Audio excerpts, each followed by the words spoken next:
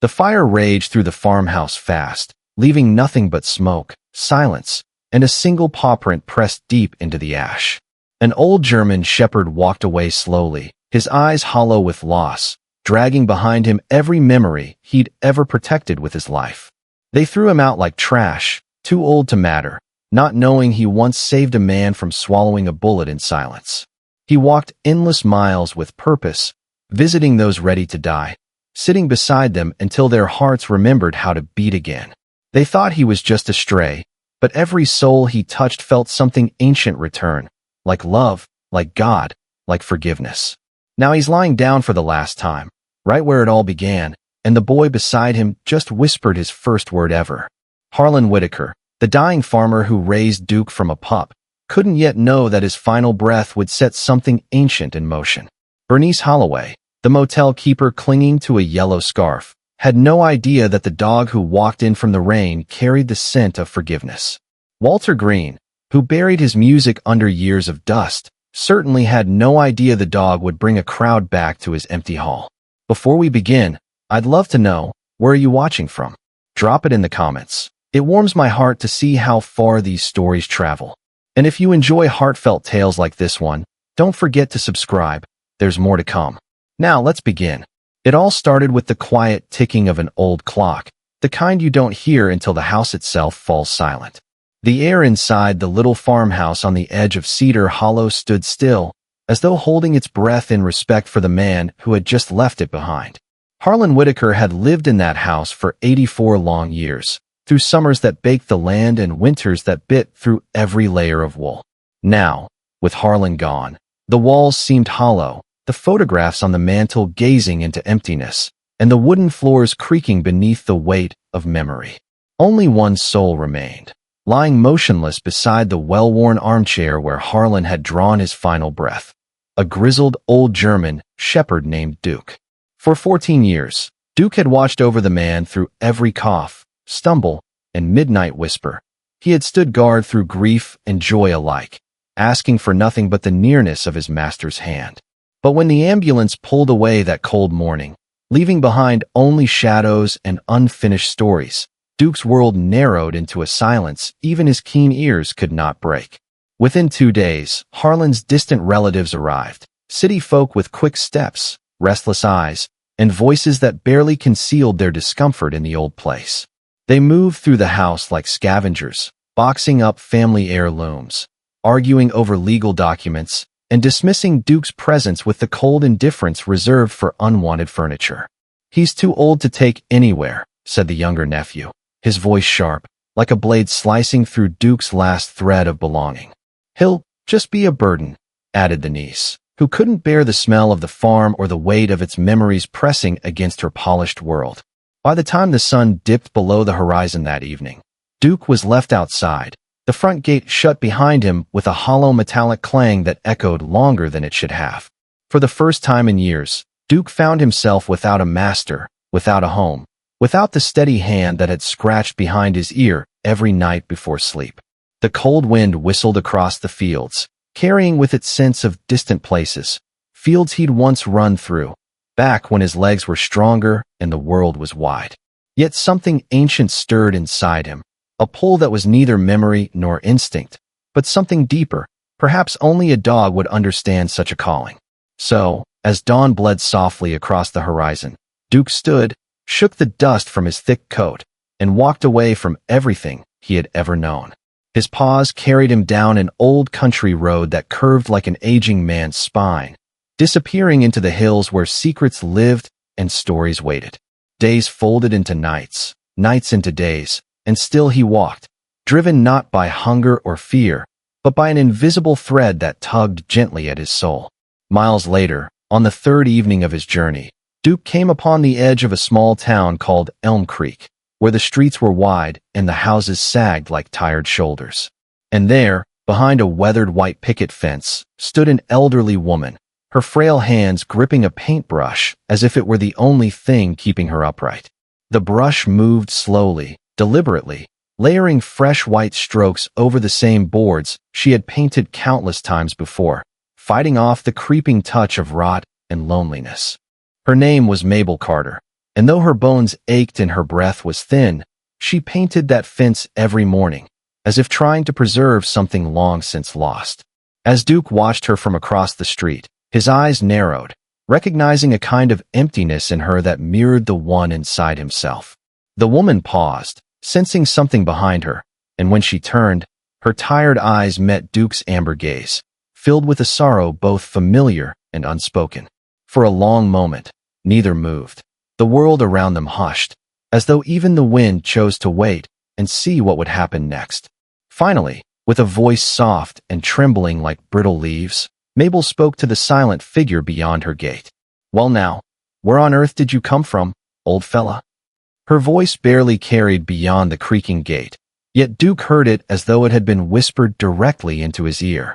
The old German shepherd, his thick coat flecked with dust and road weariness, simply lowered himself onto the cool patch of dirt beneath the sycamore tree, eyes never leaving her face. Mabel Carter stood frozen for a moment longer, her wrinkled fingers tightening around the paintbrush, as if half expecting the dog to vanish like some ghost from her dreams. She glanced up and down the street, hoping perhaps to spot a frantic owner searching for a lost pet, but only the empty sidewalks stared back in silence. With a sigh that seemed to carry the weight of many lonely years, she placed the paintbrush carefully into a chipped coffee can and shuffled slowly toward the gate. "Well, I reckon if you don't belong to anybody," she murmured, unlatching the old iron clasp, "then maybe you belong here now, at least for a little while." The gate creaked open with a tired groan, the sound of old hinges surrendering to time, and Duke, without hesitation, rose and stepped lightly inside the yard as though invited long ago. Mabel studied him as he moved, his deliberate gait, his heavy breathing, the way his eyes carried a wisdom that no animal should rightly possess. "You've got some years on you, don't you, boy?" she asked softly, her voice breaking ever so slightly, as though speaking to someone long absent. Inside the small house, the air smelled faintly of lavender and old books, the kind with brittle pages that whisper when you turn them too fast. Mabel filled an old metal bowl with water from the kitchen sink, her hands trembling just enough to make the faucet squeal before she shut it off. Duke drank slowly, gratefully, while Mabel lowered herself into a worn rocking chair by the window, her eyes never straying too far from her new visitor. The clock on the mantel ticked in rhythm with her heart, both slow and steady, both reminding her of how long she had been waiting for something, though she never quite knew what. "You see, Duke," she said, as if she had known his name all along. "It's been 12 years since anyone crossed that gate for more than a polite visit." The old dog lifted his head slightly at the sound of his name, his ears flicking just enough to let her know he was listening. "My granddaughter Emily," she continued, her voice softening, "used to sit right there by that window, reading her books aloud so I could hear every word." Her gaze drifted to the empty corner where a small wooden stool still stood, untouched all these years, as though Emily might return any moment to claim it. But one day, words weren't enough anymore, Mabel whispered, her eyes glistening now. "She left after we argued about life, about choices, about things that seem small when you grow old." The old woman paused, swallowing the lump rising in her throat, while Duke gently rested his head on his paws, watching her with a patience that held no judgment. "She hasn't written since," Mabel added, her voice cracking. "No phone calls, no Christmas cards, just silence, like a heavy snow burying everything we once shared." Outside, the sun began to set behind the distant hills, painting the sky in soft hues of amber and violet, as if nature itself offered some quiet comfort to the two souls inside. Mabel reached for the Afghan draped over the chair, pulling it gently across her lap as her voice dropped to a near whisper once more. "I've repainted that fence every spring, you know," she said, staring out into the deepening twilight. "Like maybe if it stays fresh and white, she'll find her way back home."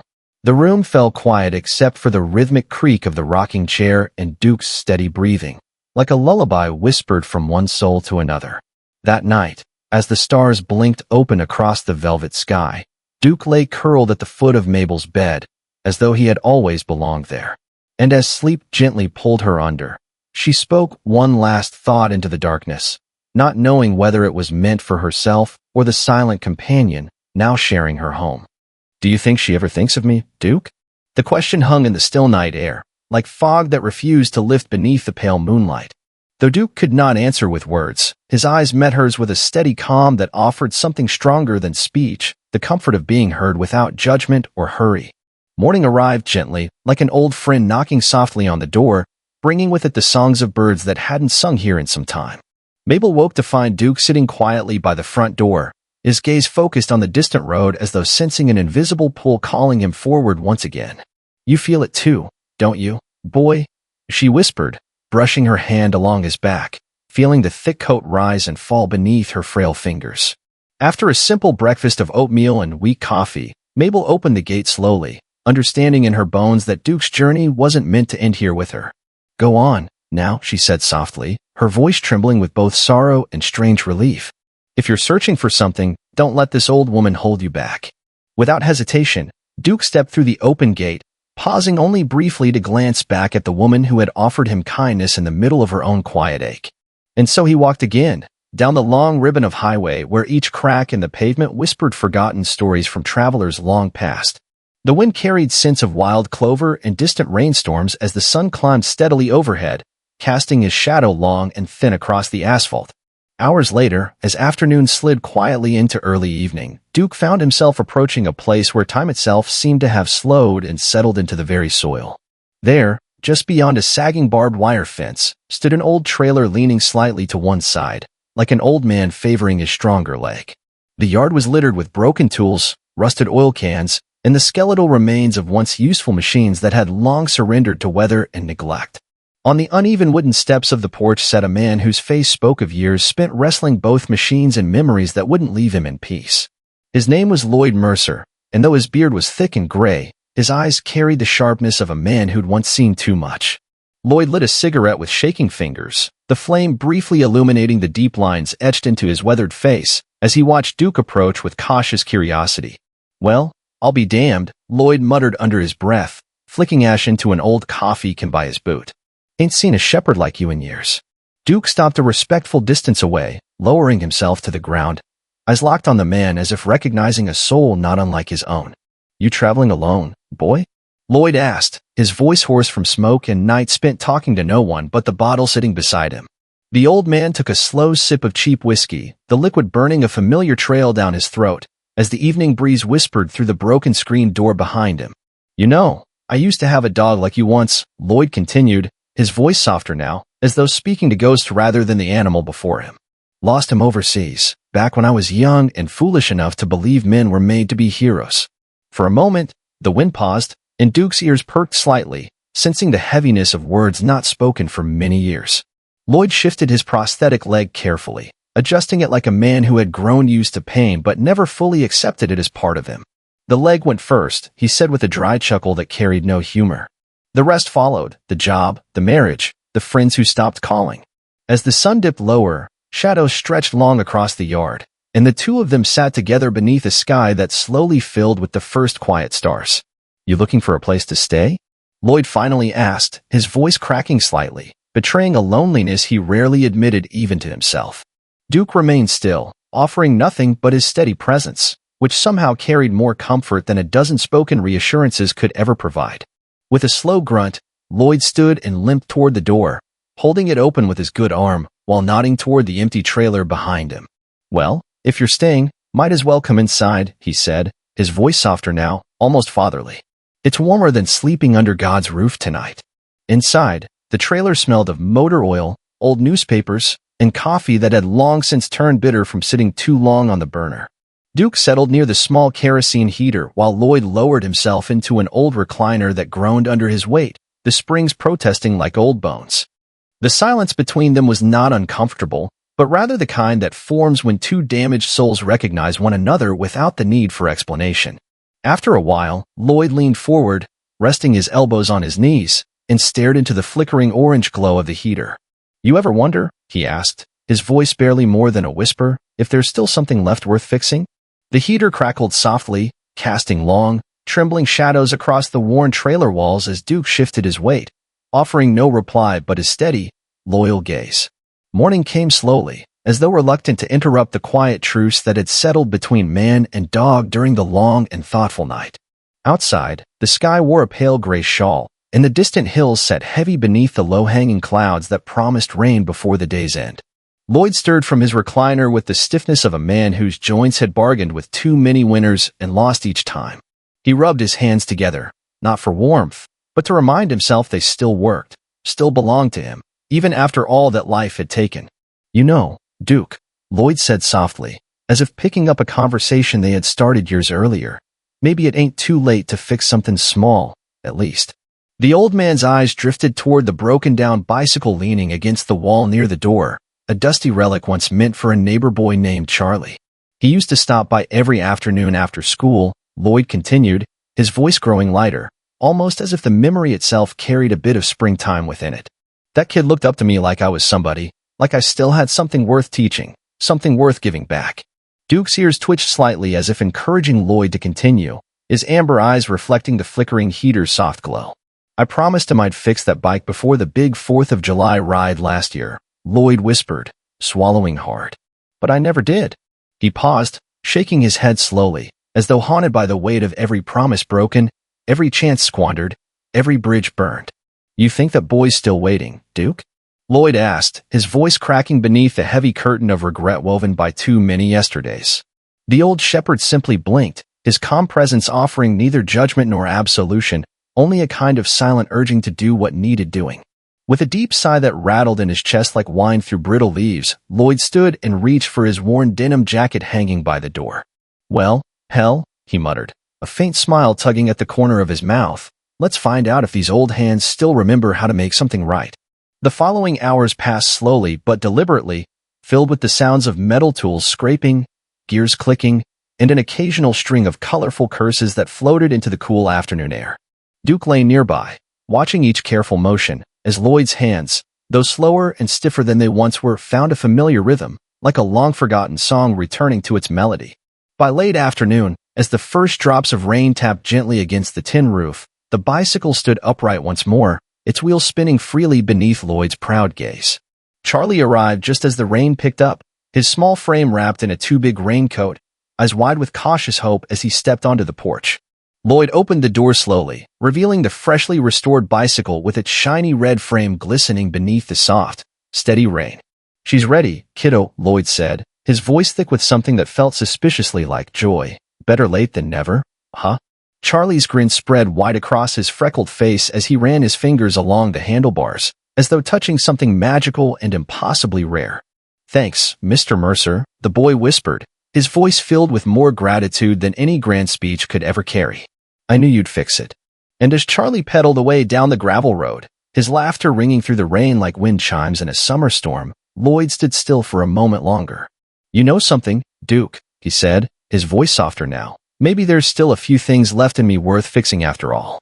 That evening, as the rain softened into a gentle mist, Duke rose once more, his nose lifting slightly as though catching a distant, familiar scent on the damp breeze. Lloyd opened the door, watching as the old shepherd paused at the edge of the porch, the moment heavy with quiet understanding. "You've got more work to do, don't you, boy?" Lloyd asked, smiling through the thin veil of rain that clung to his face like dew. Without looking back, Duke padded forward, his steady paws finding the road again, carrying him further along his silent journey through the soft darkness ahead. The night deepened around him, but the road remained clear, winding like an old hymn through forgotten towns and hidden sorrows still waiting to be touched. By sunrise, the soft amber glow revealed the faint outline of a small roadside motel, its faded neon sign flickering weakly beneath the wide, open sky. Inside, behind a dusty reception counter and a row of empty chairs, an elderly woman gently folded a yellow scarf, her hands trembling as she whispered to herself. "Why did she send it now?" The woman whispered again, her trembling hands carefully folding the delicate yellow scarf along its familiar creases. The scarf had arrived 3 days earlier, wrapped in brown paper, with no return address, no note, only the faint scent of lavender lingering in its threads. For 20 long years, Bernice Holloway had waited in that roadside motel, her life reduced to a slow, steady routine that dulled the sharp edges of her sorrow. Every morning she swept the front steps, wiped down the old Formica counter, and brewed weak coffee that mostly went untouched as the highway grew quieter each passing year. Her daughter had left on a warm spring afternoon, following a bitter argument about choices, mistakes, and a man neither of them would speak of again. The silence that followed stretched like a shadow across decades, filling birthdays, Christmas mornings, and quiet Sunday evenings with a hollowness too heavy to name aloud. When the package arrived, Bernice had nearly dropped it, her hands shaking as though the weight of memory itself sat inside that simple box. Now, as rain tapped softly against the motel's front window, she traced her fingers along the scarf's edge, feeling both comforted and haunted by its sudden appearance. As if summoned by the quiet ache inside her, Duke appeared at the glass door, his wet coat glistening beneath the pale light of the flickering motel sign. For a brief moment, Bernice thought her mind was playing tricks on her, a ghost perhaps, or one more hallucination summoned by loneliness. But when she opened the door, the old shepherd stood there, steady and patient, his amber eyes filled with something unspoken but deeply familiar. "Well now, you look like you've come a long way, haven't you, boy?" she whispered, her voice catching as the wind carried in the scent of rain. Without waiting for an invitation, Duke stepped inside, shook the rain from his coat, and settled near the heater with a sigh that seemed almost human. Bernice stood watching him for a long moment, as though measuring the weight of this unexpected arrival against the years she had spent waiting for any sign. The clock on the wall ticked steadily, marking each passing second like a gentle reminder that time, though relentless, could also bring strange companions. "You don't belong to anybody, do you?" she asked softly, pouring herself a cup of coffee that had grown cold the moment she poured it. The dog's ears twitched, but he remained silent, his steady presence somehow filling the room with a warmth Bernice hadn't felt in years. "You see, Duke," she continued, unconsciously calling him by a name she had never heard spoken, "my daughter sent me this scarf after all these years." Her voice wavered, caught between relief and old wounds, as she held up the scarf and studied its soft yellow fabric beneath the flickering ceiling light. She didn't say why. No letter. No explanation. Just this. Bernice's breath trembled as though she feared speaking might shatter whatever fragile bridge had begun to form. For years, Bernice had imagined 100 different versions of her daughter's life, some filled with success, others shadowed by regret, but always distant, always silent. And now, with nothing but this scarf and the sudden arrival of a strange, weary dog, the silence had somehow shifted, cracked open just enough for light to slip through. The rain softened into a misty drizzle outside, the sound like a quiet applause for a moment neither grand nor insignificant, but deeply, profoundly human. Duke lifted his head slightly, as though sensing that something in Bernice's world had shifted, something not yet complete but finally beginning to stir. Bernice sat down in the faded armchair near the window, her fingers still clutching the scarf as her voice softened into a fragile confession. "You know, Duke, I keep wondering if she forgives me," she whispered, her words heavy with years of silent guilt wrapped tight around her heart. The dog's steady gaze offered no judgment, only the same silent understanding he had carried with him through each stop along his quiet journey. As the clock marked another hour, Bernice closed her eyes and allowed herself, for the first time in decades, to imagine the possibility of reconciliation. Morning arrived with golden sunlight spilling across the hills, as if the world itself had decided to offer a small measure of mercy. Bernice opened the door to let in the fresh air, while Duke stood beside her, his nose lifted toward the winding road ahead. "You feel it too, don't you, boy?" she whispered, her voice filled with a strange mixture of hope and quiet fear. Without hesitation, Duke stepped forward, his paws finding the familiar rhythm of his journey once again, guided by something neither map nor memory could fully explain. As he moved down the highway, Bernice watched until his shape became no more than a small dot against the vast stretch of road and sky. Ahead, the long highway unfolded like a ribbon of unspoken stories, leading Duke toward the next soul waiting quietly beneath their own burden of silence. And miles ahead, in a forgotten town wrapped in the hush of old winters, an abandoned music hall stood beneath heavy clouds that threatened snow. Inside, an elderly man stared at a dust-covered piano, his trembling hands hovering above the yellowed keys as he whispered into the empty room. "Do you remember the way it used to sound?" The old man's voice trembled as he spoke, barely louder than the winter wind slipping through cracks in the forgotten building. His name was Walter Green, though no one had called him Walt in a very long time, not since the choir stopped singing. The music hall, once alive with voices rising in sweet harmony, now stood like a hollow monument to memories too heavy to carry. Dust swirled lazily through slanted beams of gray light, dancing above rows of empty chairs that once held eager faces and joyful hearts.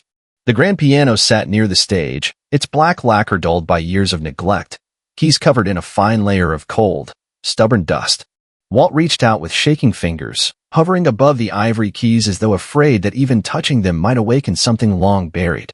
His hands, once steady and confident, had grown brittle with age, their strength drained slowly by years and the quiet cruelty of time itself. Outside, the first snowflakes began to fall, swirling gently against the tall windows, turning the world into a quiet, white hush of winter's breath. And through that falling snow came Duke, his thick coat already dusted with frost, his steady paws leaving clean tracks across the silent courtyard.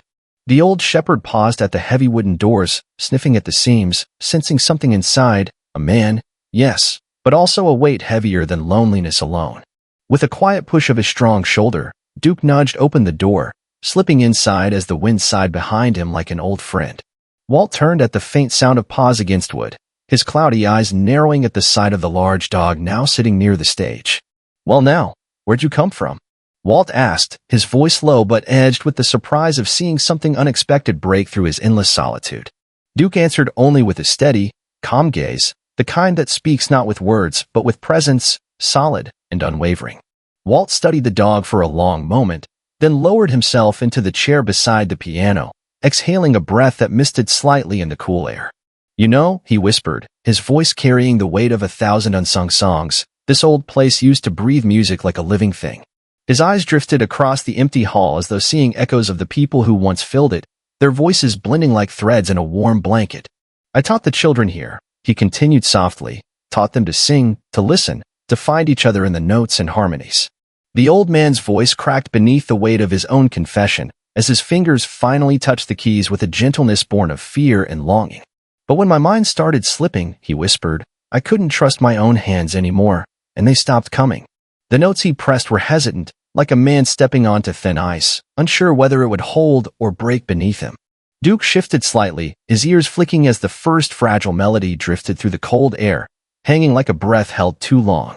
Walt's fingers stumbled briefly, missing a note, but he closed his eyes, willing himself to feel rather than remember, to trust rather than fear. The simple melody filled the empty space, a broken hymn that somehow carried both the ache of loss and the flicker of something still alive.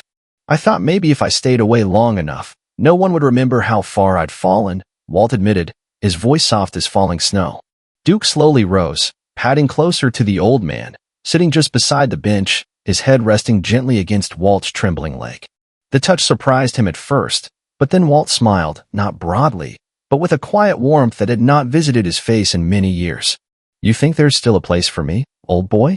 he asked, his voice barely louder than the hum of the wind outside.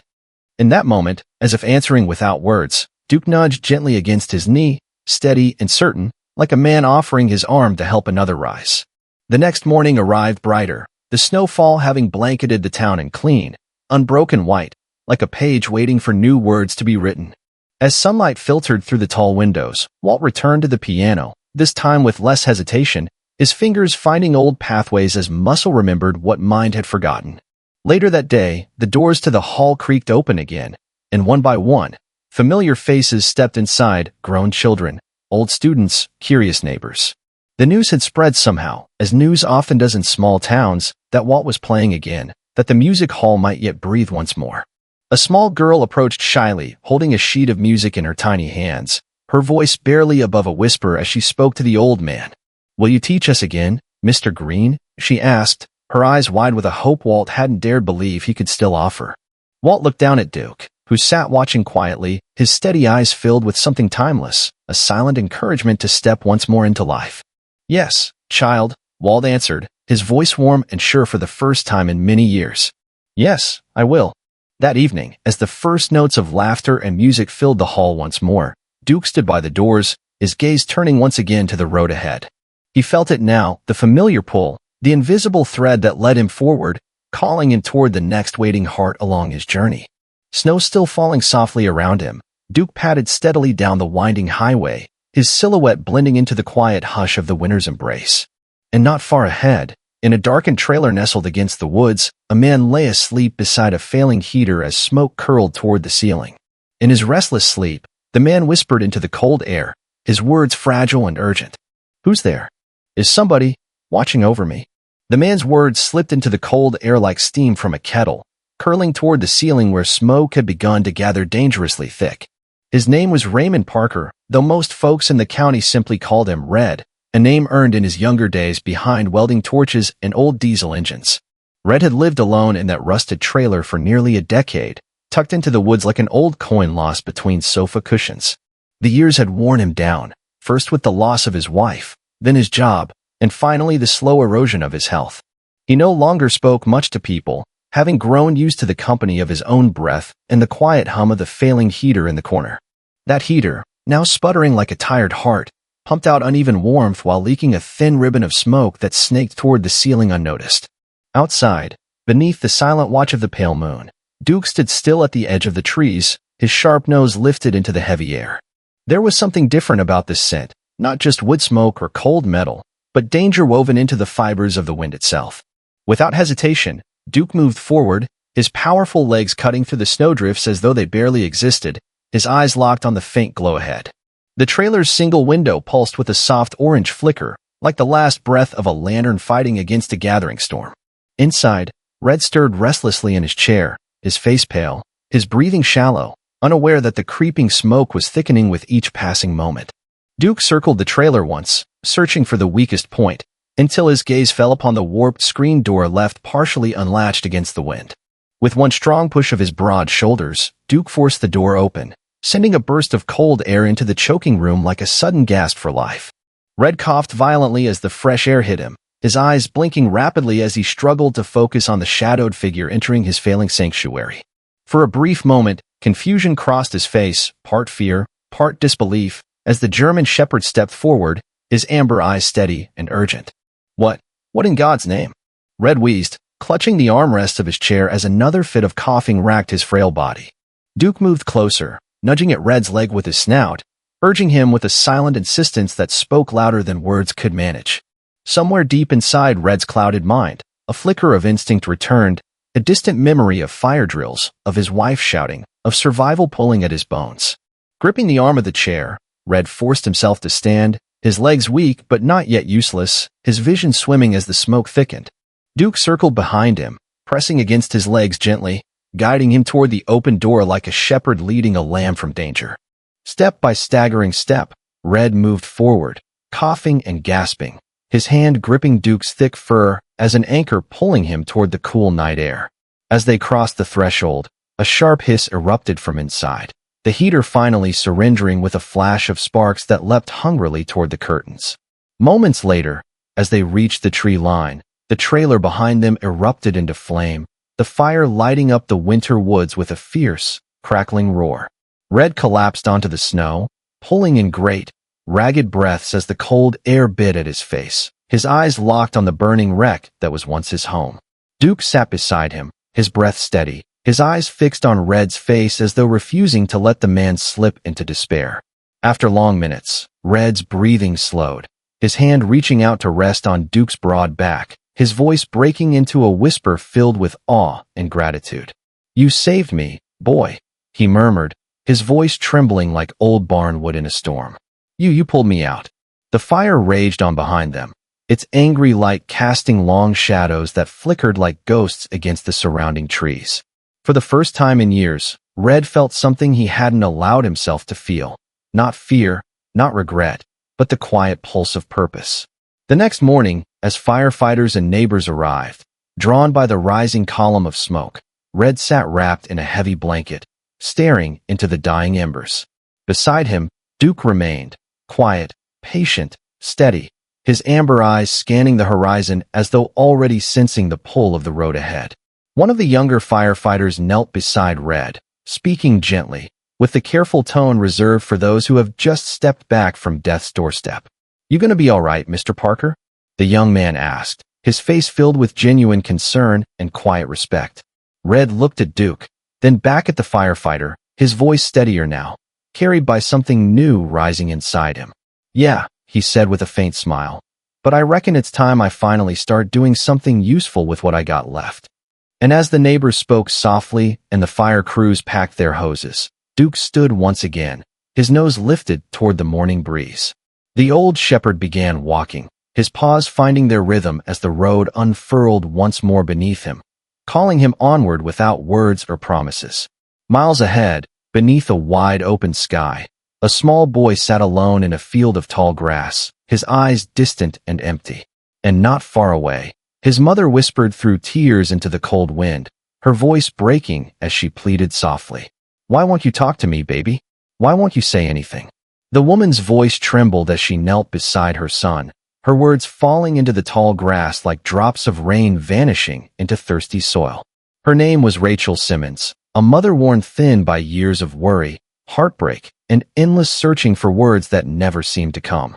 The boy, Thomas, sat cross-legged beneath the open sky, his small hands running gently through the wild blades of grass swaying softly around him. His eyes were wide and distant, fixed somewhere far beyond the horizon, where neither Rachel nor the world around him seemed able to reach. Rachel's tears clung to her cheeks, freezing slightly in the cool spring air as the sun dipped lower, casting long shadows across the open field. For nearly 7 years, Thomas had lived in silence, not because his voice was broken, but because his world felt too overwhelming to enter. Doctors had spoken in soft tones about autism, about therapy, about patience. Always patience, though no words seemed to bring her any closer to her son. She had brought him here, to the quiet countryside, hoping that nature's stillness might offer what her exhausted heart could not, a door into his quiet world. But as the wind stirred gently through the tall grass, Rachel once again found herself facing the same unbreakable wall of silence that haunted every day. The distant hum of a passing truck barely stirred the air, and the wide blue sky stretched like a silent witness above their tiny, fragile circle. Then, from the far edge of the meadow, a faint rustling began, not the wind, not the birds, but the steady, deliberate footsteps of something approaching. Duke emerged from the shadows of the trees, his powerful frame moving slowly but confidently, his head lowered, eyes calm and focused. Rachel startled at first, standing quickly, instinctively shielding her son with her body as the large German shepherd approached without hesitation. The dog paused several yards away, lowering himself gently into the grass, his breathing steady, his gaze soft but deliberate, not threatening, but present. Thomas, for the first time in many long minutes, turned his head slowly, his wide eyes locking onto the old dog with unexpected clarity. Rachel's heart caught in her throat as she watched her son's fingers freeze mid-motion, his gaze fixed entirely upon the silent figure before him. Duke made no move, no sound, offering only the simple gift of his steady, watchful presence, as though he had always known this moment would come. The boy's breathing slowed, his hands lowering into his lap, as though some invisible thread had suddenly connected him to this unexpected visitor.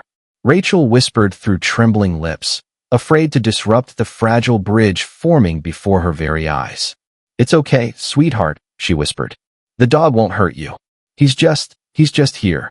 The air grew still as mother and son sat frozen, while Duke slowly lowered his head into the grass, closing his eyes without fear or demand. Minutes passed like small eternities, the silence now holding not emptiness, but something tender, something waiting gently beneath the surface. Then, without warning or prompting, Thomas leaned forward slightly, his small hand reaching toward the dog, fingers trembling as they hovered above the thick, warm fur. Duke remained motionless, allowing the boy to close the final distance, his hand finally resting upon the dog's broad shoulder with a light, trembling touch. Rachel gasped softly, her hands covering her mouth, as hot tears spilled freely from her eyes at the sight she had dreamed of for so long. Thomas's fingers traced slow circles along the dog's fur, his breathing growing steady and calm, as though a storm inside him had finally begun to ease. The boy's lips parted slightly, and in a voice as fragile as the first bird of morning, a single word escaped him, the first in his life. "Duke." The sound of it hung in the air like a prayer, soft but clear, filling the wide open field with a grace that neither Rachel nor the world itself could deny. Rachel fell to her knees, her sobs bursting forth, not from sadness, but from the overwhelming relief that can only come after years spent wandering in desperate hope. Duke lifted his head slightly, his eyes meeting hers for a long moment, as though acknowledging not just the boy's voice, but her endless love and patience.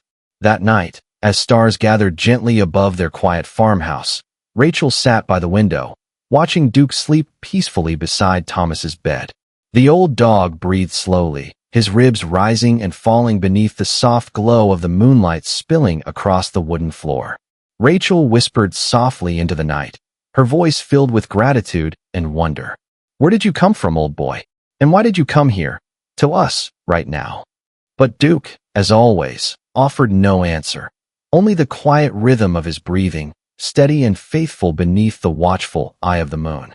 And as morning returned once more, Duke rose, his amber eyes scanning the horizon, sensing the road calling him forward once again. Rachel stood at the door, tears shining once more, but this time carried not by sorrow, but by reverence for something she could never fully understand. "Go on, then," she whispered softly. "There's someone else who needs you now, isn't there?" Duke stepped forward, his paws finding the road once more, carrying him toward a small house at the edge of town, where two figures sat in silence. An older couple, separated not by walls but by grief, sat in different rooms, the weight of their son's death keeping them apart for years. And as the wind carried Duke forward, the man whispered softly into his empty coffee cup, "Will we ever find each other again, or is it too late now?" The question slipped from Harold's lips like the faint crackle of dying embers, barely filling the quiet kitchen where he sat alone, staring into his untouched coffee. The morning sunlight struggled to break through the dusty curtains, casting faint slivers of gold across the faded linoleum, while the clock above the stove ticked without passion.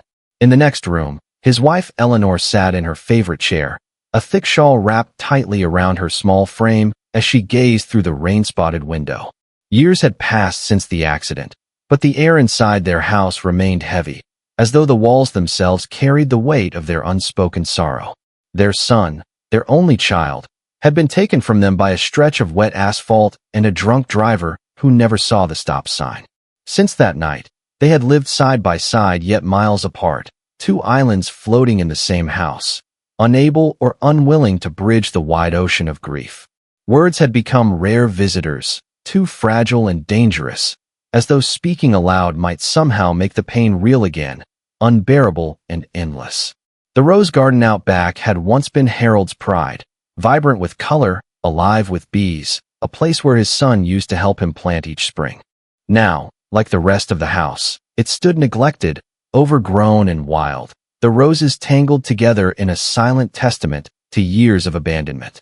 Outside, beneath the heavy clouds that threatened another quiet rain, Duke approached the house with his familiar, patient gait, his head low, eyes alert.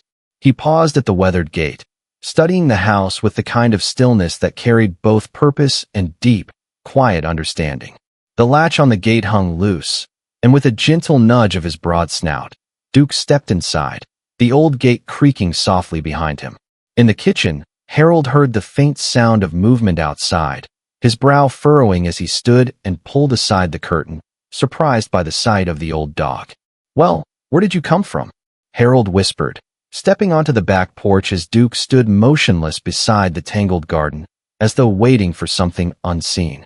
Harold approached cautiously, uncertain yet drawn forward, as though following a thread laid out long ago by unseen hands he could not name.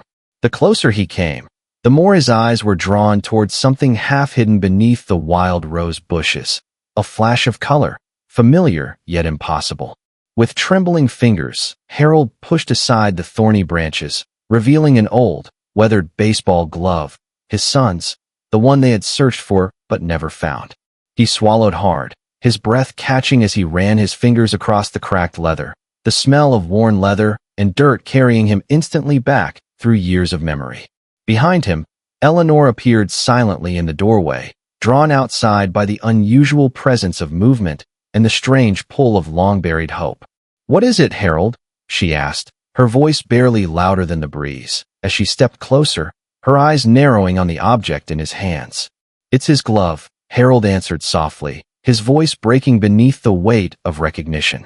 "It was here, all these years, right here in the roses." Eleanor moved closer, her eyes filling as she reached out to touch the old glove, her fingers brushing gently against Harold's for the first time in many years. For a long moment, neither spoke, standing side by side with the glove between them. The silence now filled not with distance, but with something beginning to heal. Duke watched them quietly, his head tilting slightly as though recognizing the small miracle unfolding before him, yet knowing his work here was not quite finished. As Harold knelt to inspect the ground further, his hand brushed against something else buried just beneath the soft earth, a small, worn photograph sealed in plastic.